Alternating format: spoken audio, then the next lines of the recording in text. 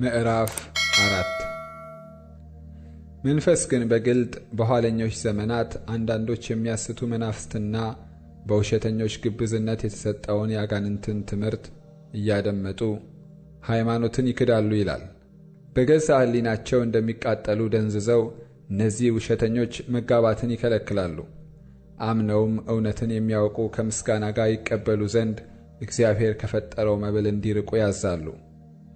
እግዚአብሔር የፈጠረው ሁሉ መልካም ነውና ከምስጋናም ጋር ቢቀበሉት የሚጣል ምንም የለም፣ በእግዚአብሔር ቃልና በጸሎት የተቀደሰ ነውና። ስለዚህ ወንድሞችን ብታሳስብ በእምነትና በተከተልከው መልካም ትምህርት ቃል የምትመገብ የኢየሱስ ክርስቶስ መልካም አገልጋይ ትሆናለህ። ነገር ግን ለዚህ ዓለም ከሚመችና የአሮጊቶችን ሴቶች ጨዋታ ከሚመስለው ተረት ራቅ። እግዚአብሔርን ለመምሰል ግን ራስን አስለምድ። ሰውነትን ለሥጋዊ ነገር ማስለመድ ለጥቂት ይጠቅማልና እግዚአብሔርንም መምሰል ግን የአሁንና የሚመጣውን ሕይወት ተስፋ ስላለው ለነገር ሁሉ ይጠቅማል።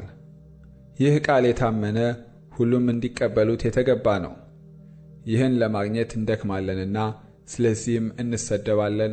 ይህም ሰውን ሁሉ ይልቁንም የሚያምኑትን በሚያድን በሕያው አምላክ ተስፋ ስለምናደርግ ነው። ይህን እዘዝና አስተምር።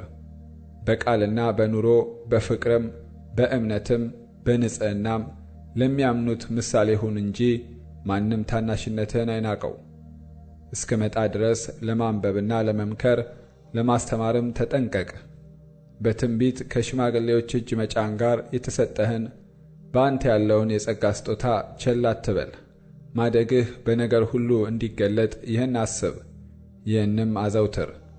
ለራስህና ለትምህርትህ ተጠንቀቅ፣ በእነዚህም ጽና። ይህም ብታደርግ ራስህንም የሚሰሙንም ታድናለህና።